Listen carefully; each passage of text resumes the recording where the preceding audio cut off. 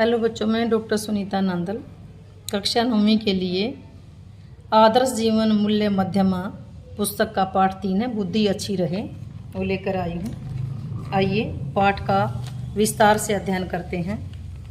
दूरेण ही वरम कर्मे बुद्धि योगात धनंजय बुद्धौ शरणम अन्विच्छ कृपणा फल हेतु। दूरेण ही वरम कर्मे बुद्धि योगात धनंजय बुद्धौ शरणम अन्विच्छ कृपणा फल हेतु।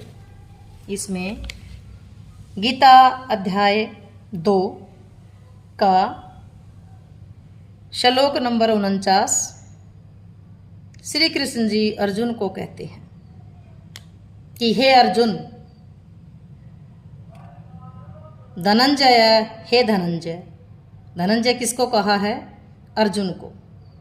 हे धनंजय, दूरेण ही वरम कर्म, दूरेण दूर रहो, ही निश्चय ही, वरम निंदनीय कर्म, कर्मों से, निंदनीय कर्मों से दूर रहो, निंदनीय कर्मों से दूर रहो। बुद्धौ शरणम अन्विच्छ, शुद्ध भाव से भगवान की शरण में रहो। निंदनीय कर्मों से दूर रहो, शुद्ध भाव से भगवान की शरण में रहो। जो व्यक्ति सकाम कर्मों से, फल हेतु फल की इच्छा से, जो व्यक्ति सकाम कर्मों से फल भोगना चाहते हैं, फल की इच्छा रखना चाहते हैं, वे कृपणा, वे इस संसार के बंधन में अधिक फंसते हैं, अर्थात वे ही अत्यंत दीन हैं।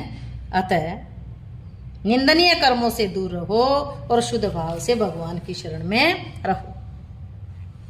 आइए पाठ देखते हैं। भगवत गीता एक ऐसा ग्रंथ है जिसने बुद्धि को अत्यधिक महत्व दिया है। गीता के अनेक सार्वभौमिक, हर जगह होने वाले उदार बुद्धौ शरणम अन्विच्छ, बुद्धौ शरणम अन्विच्छ, यानी कि शुद्ध भाव से भगवान की शरण में रहो। विशेषताओं में से एक मुख्य यह भी है कि इस ग्रंथ में कहीं भी आदेश की भाषा का प्रयोग करके पाठकों की बुद्धि को बंद नहीं किया गया। अभी तो कई बार स्पष्ट संकेत किया है कि बुद्धि का उचित उपयोग करो। यह तो सीधी सीधी प्रेरणा है, मोटिवेशन है।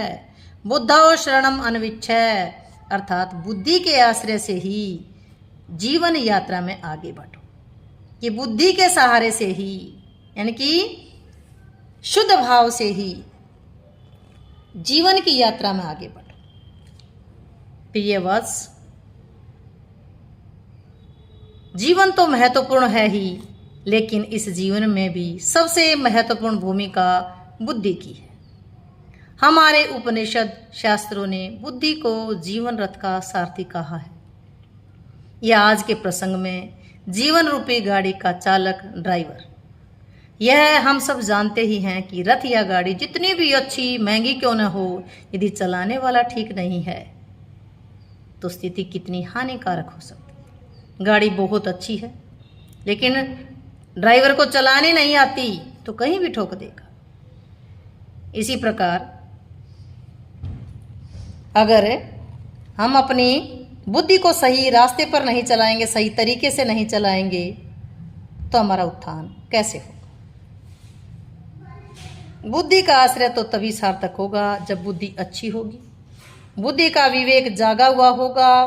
बुद्धि विवेक की वह क्षमता है जो अच्छे बुरे में उचित भेद करके सही निर्णय करवाए, सही फैसला करवाए कि सही क्या है, गलत क्या है। जो सारथी जिधर रथ की लगाम मोड़ेगा, ड्राइवर जिधर भी स्टीयरिंग घुमा करके रथ या गाड़ी जिस दिशा में स्टीयरिंग घुमाएगा, रथ या गाड़ी उसी दिशा में तो चलेंगे।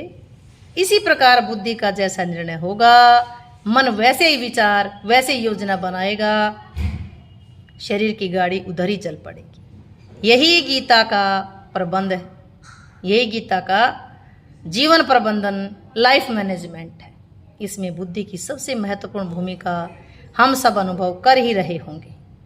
बुद्धि संगति के प्रभाव से बनती है या बिगड़ती है। संगति अच्छी होगी तो बुद्धि भी संवर जाएगी, और सही निर्णय करने लगेगी, लेकिन संगति ही बिगड़ी हुई होगी तो अच्छी भली बुद्धि को भी बिगाड़ देगी। मैं बार बार आपको एक ही बात बताती हूँ कि बुराई चाहे अपने माँ बाप में हो उसको छोड़िए, और अच्छाई चाहे आपको कूड़े के ढेर से मिले चाहे दुश्मन में मिले उसको ग्रहण कीजिए।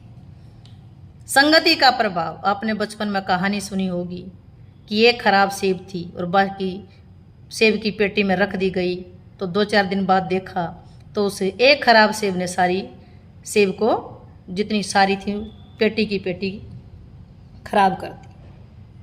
कैकेयी का प्रभु राम से अगाध प्रेम किसी से छिपा नहीं था, लेकिन मंथरा की कुसंगति ने किस प्रकार कैकेयी की बुद्धि पर अपना प्रभाव जमा लिया, और उसी कैकेयी ने कितना कठोर अकल्पनीय निर्णय ले लिया, हम सब जानते ही हैं। महाभारत में शकुनी की कुसंगति से धृतराष्ट्र स्वयं अपने निर्णय क्षमता खो बैठे और धर्म विरुद्ध नीति विरुद्ध निर्णय पर ही अडिग रहते हैं। इसका परिणाम किसी से छिपा नहीं है। सूर्य के तेज को अपने में संजोए हुए परशुराम से शिक्षा प्राप्त करने वाला दानवीरता का पर्याय कारण दुर्योधन की कुसंगति में कैसे अनर्थकारी फैसलों में अपनी सहमति जताता रहा, वो भी सबके सामने है। एक बात और व्यवहारिक वैचारिक है, बिगड़ी बुद्धि किसी की अच्छी बात मानना तो दूर, सुनने को भी तैयार नहीं होती। वहाँ तो एक ही निर्णय है कि जो मैं कर रहा हूँ वही ठीक है। न तो धृतराष्ट्र ने माना, ना दुर्योधन ने माना। परिणाम कितना घातक हुआ कि मेरी बात ठीक है, मैं जो कर रहा हूँ वही ठीक है, लेकिन परिणाम उसका बिल्कुल अच्छा नहीं है। रावण को सब ने समझाया, लेकिन वही उल्टे निर्णय और परिणाम के बारे में ऐसे किसी भी पात्र के जीवन में देखें। गीता की इस प्रेरणा को सामने रखें, बुद्धि का विवेक जागृत करें और उसी के आश्रय में जीवन यात्रा में आगे बढ़ें। एक कहावत है, विनाश काले विपरीत बुद्धि। जब बुद्धि विपरीत दिशा में चलती है तो उसका विनाश निश्चित है। पाठ के प्रश्न है, भगवत गीता में अत्यधिक महत्व किसे दिया गया है और क्यों? भगवत गीता में अत्यधिक महत्व किसे दिया गया है और क्यों? इस प्रश्न का उत्तर आपके जो जहां से पाठ शुरू होता, भगवत गीता एक ऐसा ग्रंथ है जिसमें बुद्धि को अत्यधिक महत्व दिया गया है, जिसमें बुद्धि को अत्यधिक महत्व दिया गया है। गीता की अनेक सार्वभौमिक उदार बुद्ध और शरणम अनविच्छ विशेषताओं में एक मुख्य ये थी कि इस ग्रंथ में कहीं भी आदेश की भाषा का प्रयोग नहीं किया गया, पाठकों की बुद्धि को बंद नहीं किया गया। बुद्धि का उचित उपयोग करो, या तो सीधी सादी प्रेरणा दी गई है कि बुद्धि के आश्रय में ही जीवन यात्रा में आगे बढ़ो। तो ये जो प्रश्न 1 है उसका उत्तर है। दूसरा प्रश्न है, हमारे उपनिषदों और शास्त्रों में सारथी किसे कहा गया और क्यों? पाठ के आधार पर बताएं। पुस्तक में से ही प्रश्न के उत्तर छांटेंगे।